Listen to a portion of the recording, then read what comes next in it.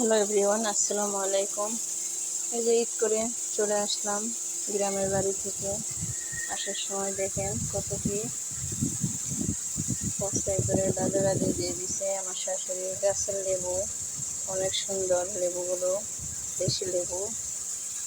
আমাদের পটল, এই যে পুঁই শাক, লাউ শাক, পুঁই শাক, কলমি শাক, এই যে গাছের আম এখনো পাকেনি, তারপরেও দিছে কতগুলো। পটল দিছে অনেক। এই যে চাল, আরো পটল আছে, এখনো বের করতে পারিনি। এই যে আস্তে আস্তে বের করতেছি।